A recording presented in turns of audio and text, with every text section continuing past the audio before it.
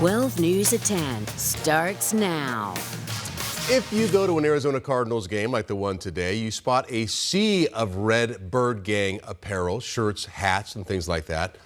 But after a MAGA hat controversy at last week's game made national headlines, a conservative group spent the day passing out a different kind of red. Thanks for joining us on 12 News at 10. I'm Troy Hayden. 12 News journalist Sean Rice is here to explain why MAGA hats made their way into State Farm Stadium in a very big way. Yeah, Troy, well, this controversy really began at last week's Cardinals game when Susan Rosener, she's a season ticket holder for the last 34 years, was forced by security to throw her Make America Great Again hat in the trash, or else she wouldn't be able to get in the stadium. At today's game, not only did she get to wear her MAGA hat while cheering on the Cardinals, hundreds of others did as well. I'm here for it. I love it. I love it. For a long time, Cardinals fan Susan Rosener's last two Sundays could not have been more different. She was denied entry to State Farm Stadium a week ago when a security guard told her she could not enter while wearing this black MAGA hat. The Arizona Cardinals issued a statement saying the security member misinterpreted a policy on prohibited items. Political signage, posters, and flags are all banned from Cardinals games, but clothing is not. Rosener says a season ticket holder representative reached out to apologize after 12 News shared what happened. She was so nice and just said, "I'm sorry this happened to you. That's not what we want." With some help from conservative group Turning Point USA, MAGA hats were a common sight at the tailgate area on Sunday.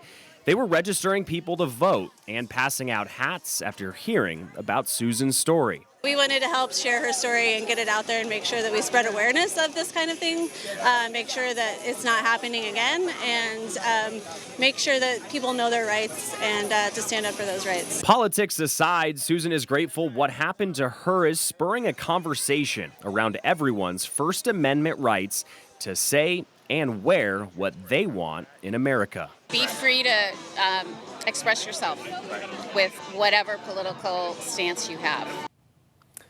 Now, after last week's misunderstanding with security, Susan told me today she and hundreds of others had zero issues getting into State Farm Stadium today with their MAGA hats on. Sean Rice, 12 News. So political signs, no. Political clothing, okay. Right. Thanks, Sean. Exactly. 12-year-old girl in Buckeye is facing serious charges tonight. She was arrested, again, 12 years old, and charged with allegedly threatening a school in Wisconsin. Officers say they were contacted by Milwaukee police about a threat made to a school there, and it went back to an IP address here in the Valley in Buckeye. So police went to the home with that IP address. They recovered evidence. That 12-year-old girl is now facing felonies, including making a terroristic threat. A motorcyclist is killed after they were hit by a driver who allegedly was doing 140 miles an hour on Interstate 10. Happened early this morning, I-10 near 43rd Avenue in Phoenix. Troopers got a report of a speeding car going over 100 just minutes before they got another call about the crash. DPS tells us they've taken that driver into custody. They do believe impairment was at the root of this. Both the driver and motorcyclist have not yet been identified. When we get those identities, we'll bring them to you here on 12 News. A driver suspected in a deadly hit and run in Central Phoenix turns himself into police. 24-year-old Travis Smith, he told police that he was the driver who left the scene of a crash that resulted in the death of 29-year-old Dylan Mayers. Police say Smith ran a red light near 16th Street in Camelback early yesterday morning, crashed into Mayers' vehicle. Smith now facing several charges, including manslaughter and leaving the scene of a crash that resulted in death. We reached out to the family of the victim in this case, Dylan Mayers, and they shared these photos of Dylan with us, and they told us, quote, he was a loving son, brother, uncle, nephew, and grandson, an exceptional soul, and a rare gem. The family says it's facing the enormous task of saying goodbye to Dylan, and they've started a GoFundMe to help with funeral services. If you'd like to help the family, we've got a link on 12news.com. A police department canine is being celebrated after sniffing out almost 2 pounds of drugs during a traffic stop. A gun as well. Mesa police say officers pulled a car over, suspecting the people inside had drugs on them. So they brought Nick the canine to sniff around the car.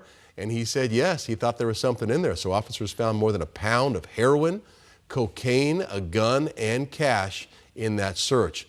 No word on who was arrested here. The Arizona Cardinals have a gold medalist in their building. One of the Cardinals employees back from the Paralympics in Paris with some shiny hardware. 12 News journalist William Pitts introduces us to this Paralympic champion. Here's the thing about a gold medal. You can't stop smiling, even if you didn't win it. Everybody wants to hold the medal, right? Mm-hmm. Yeah. Does everybody get that, like... Yeah, well, nobody expects it to be how heavy it is, for sure. And then just watching, I love watching people stare at the medal. Whitney Dostie did win it, just not in the way she thought she would. I always wanted to win a gold medal. And every time I did one of those sports, I could have sworn that's what I was going to win a medal. I was like, as a gymnast, as a kid, I was like, yeah, I'm going as a gymnast. But gymnastics wasn't in the cards, not for someone who's 6'3". But volleyball, that was her sport. And then volleyball came, and I for sure was like, I'm going to go win a gold medal as a volleyball player. And I never anticipated it being sitting volleyball. Whitney played professionally for years until she dislocated her ankle and it just wouldn't heal. Eventually, her options came down to two things: a full replacement or fuse it together. 3 surgeries later, my ankle's now fused. Pain-free, but also not able to run anymore. Volleyball was out. And my mom was watching the Invictus games on TV, and there wasn't sitting volleyball, but that kind of opened my eyes to having a disability and being able to play a sport. And so immediately I went and started Googling. I didn't know what to call it. I was like, wheelchair volleyball, sit-down volleyball, anything. It is called sitting volleyball. The net is lower, you're allowed to shift, but you have to be sitting on the ground when you hit the ball. In 4 years, Whitney was in her first Paralympics with a gold medal. Third match point for the gold medal. 4 years after that, she was in Paris, playing for another gold against China. And that's been the matchup for the last 3 years. Up 2-1, playing to 25, Team USA needed one more point. It's exciting. You're like on the edge of your seat because you know, like, you know the score, and it's like, okay, when's the ball going to drop? And to see both sides competing there and then us get the point, it's like a moment of, wait, we did it. Bridge to take it off the block. There it is. USA take gold here in Paris. Whitney Dostie in her second Paralympic Games. Nothing beats that feeling. Nothing beats being on a podium, having a gold medal around your neck, and then like hearing the national anthem. And then, like, knowing my mom's in the crowd. Coming home, she's now the only Olympic medalist in the office, which is an office filled with professional athletes. Whitney's a season ticket account manager for the Arizona Cardinals. Everybody here has been so supportive. If people were watching, I was getting messages while I was in Paris. And in 4 years, the Paralympics will be in Los Angeles, just a short drive for her coworkers and for Whitney. I'm going to be thinking about it, but I'm going to ride this high for a little bit. William Pitts, 12 News.